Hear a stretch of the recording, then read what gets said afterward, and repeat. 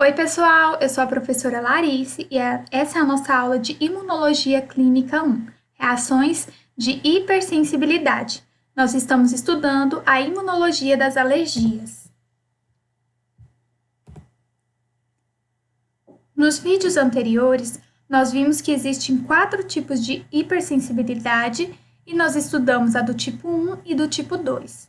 Nessa aula, vamos estar vendo a hipersensibilidade do tipo 3, que é uma hipersensibilidade conhecida como formadora de imunos complexos, tá? Então, é uma hipersensibilidade mediada por imunocomplexos.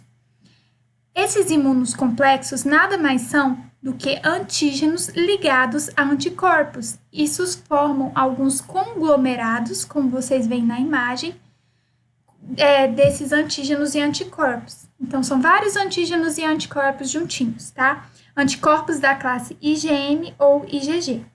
Em condições normais, esses imunocomplexos geralmente seriam removidos por células fagocíticas, mas no processo de hipersensibilidade, a formação de tantos imunocomplexos que não dá tempo dessas células fagocíticas retirarem esses imunocomplexos, esses antígenos e anticorpos.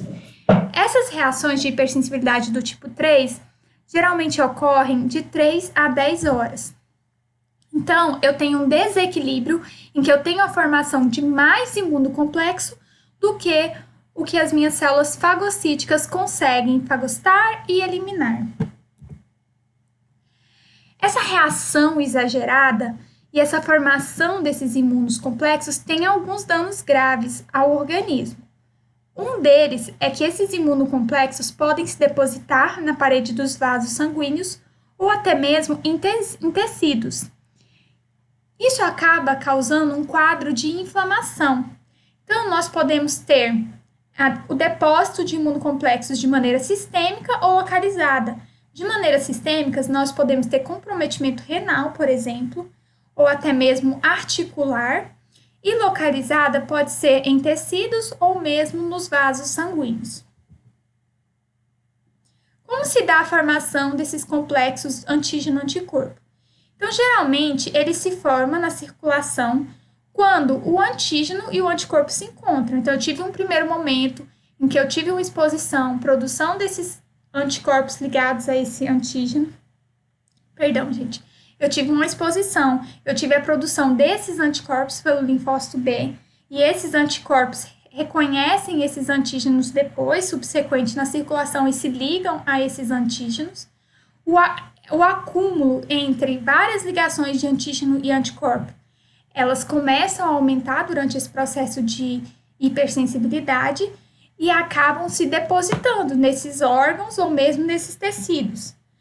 O sistema retículo endotelial, que é formado pelos macrófagos, ou seja, aquelas células que geralmente fazem a limpeza desses imunocomplexos, elas não conseguem eliminar todos.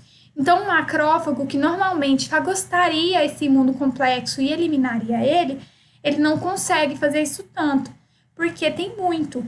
E um dos problemas maiores também é que os imunocomplexos maiores são mais fáceis de eliminar do que os menores. Então, eu tenho formação de muitos imunocomplexos menores. Então, eles acabam fugindo mais do sistema imune. Vamos ver nessa imagem a formação do imunocomplexo. Então, aqui eu tenho um vaso. Nesse vaso, eu tenho as células endoteliais, tá bom? Aqui eu tenho a presença dos antígenos circulantes. Esses antígenos circulantes, em um determinado momento, eles foram apresentados para um linfócito B, que reconheceu esses antígenos, fez expansão clonal, se diferenciou em plasmócito e começou a secretar anticorpos específicos para esse antígeno. Esses anticorpos específicos, numa segunda exposição, assim que entram em contato com esse antígeno, se ligam a ele, formando então esses imunocomplexos, que normalmente seriam fagocitados. Mas como é uma hipersensibilidade, eu tenho uma produção exagerada de anticorpos e uma formação exagerada de imunocomplexos. Depois que eu tenho a formação desses imunocomplexos, eu tenho o depósito deles nos tecidos. Então, algumas variáveis influenciam o depósito desses complexos. Geralmente, grandes complexos são mais fáceis de serem eliminados do que os médios e o pequeno. Como eu falei para vocês, é mais fácil de ver eles. Então, quanto maior a afinidade de ligação, mais chances deles se depositarem no tecido. Lembra que o anticorpo ele tem uma afinidade pelo seu antígeno. Então, quanto mais fácil, mais forte for essa ligação entre o anticorpo e o antígeno, mais fácil é dele se depositar no tecido e causar aqueles problemas sistêmicos ou localizados, como a gente viu.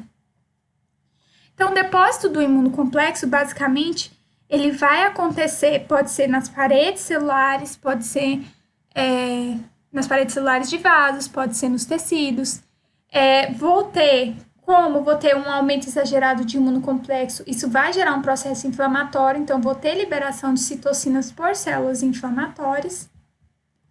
Essa inflamação, ela vai ativar o sistema complemento, e esse sistema complemento, através dos seus fragmentos, vai fazer opsonização e também vai atrair outras células para o local de depósito do imunocomplexo. Então, eu vou ter liberação de mediadores inflamatórios, vou ter participação de células como basófilos, mastócitos, que aumentam a permeabilidade vascular. A gente viu muito disso na hipersensibilidade tipo 1. E vou ter, então, a atração de neutrófilos e monócitos pelo sistema complemento, porque eles vão atuar também de uma maneira tentando fagocitar esses imunocomplexos e também liberando substâncias inflamatórias.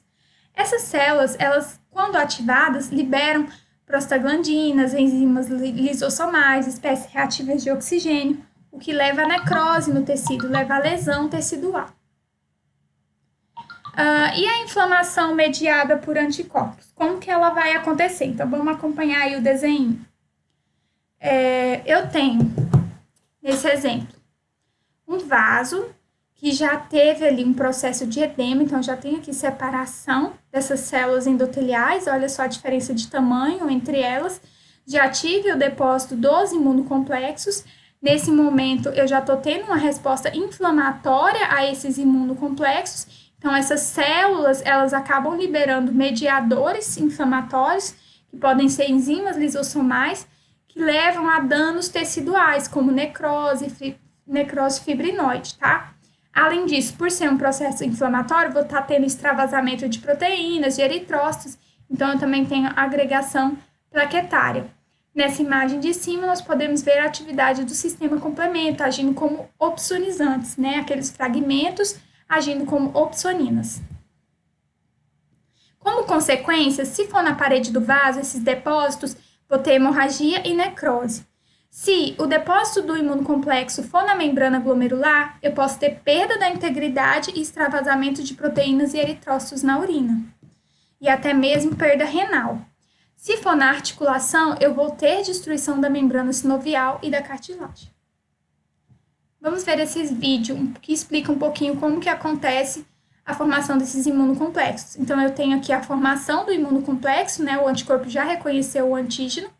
Eu tenho um vaso celular, uma veia. Aqui eu tenho proteínas do sistema complemento que fazem opsonização, ou seja, atraem outras células para o local onde estão esses imunocomplexos. Essas células liberam substâncias inflamatórias que levam a mudanças vasculares, uma delas é a vasodilatação. Os imunocomplexos vão se agregando na parede desse vaso. Isso atrai mais sistema complemento, que atrai mais célula de defesa, como neutrófilos, que liberam mais substâncias inflamatórias, e essas substâncias geram dano ao tecido, um deles é a necrose, tá? Uma das doenças mais comuns desse tipo de hipersensibilidade é o lúpus eritematoso sistêmico, que é muito frequente em mulheres em idade fértil, diagnosticado geralmente depois dos 20 anos. Ele tem como uma das características principais a erupção avermelhada na face, que é chamado de Hashimoto's, asa de borboleta, como vocês veem na imagem. O lúpus pode afetar vários órgãos, porque ele tem o depósito de imunocomplexos em vários órgãos. Então, é uma doença sistêmica por causa disso, porque ela atua em vários órgãos. Uma das principais causas de morte dentro do lúpus é a glomerulonefrite, que são as lesões renais, proteinúria e hematúria. Justamente porque, ao ter esse depósito de imunocomplexos, a gente pode ter o extravasamento de proteínas e outras moléculas aí, comprometendo, então, a função renal. Outras doenças é a poliarterite nodosa, que eu tenho o depósito em artérias de pequeno e médio calibre, também tem necrose e também tem inflamação. A febre reumática, que é o depósito nas articulações, e geralmente ela é desencadeada por um processo infeccioso exterior, como, por exemplo, a presença de infecções por Streptococcus pyogenes, tá? Leva a lesões cardíacas, lesões renais e articulares. Aqui a gente tem um resuminho, novamente, das nossas hipersensibilidades. Então, nós vimos nessa aula que a hipersensibilidade tipo 3 é conhecida como por formação de imunocomplexos. Ela tem anticorpos da classe IgG e IgM. O antígeno geralmente é solúvel, porque ele circula, né, pelos vasos. O tempo de resposta é de 3 a 8 horas. Tem como sintomas eritema, edema, necrose. Ela tem como células sistema complemento e neutrófilos, principalmente, tá? Mas pode ter outras células fagocíticas.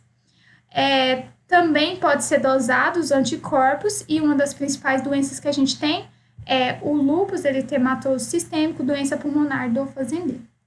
Essas são nossas referências. Espero que vocês tenham gostado. Aguardem, então, nossa próxima aula, que é de hipersensibilidade tipo 4.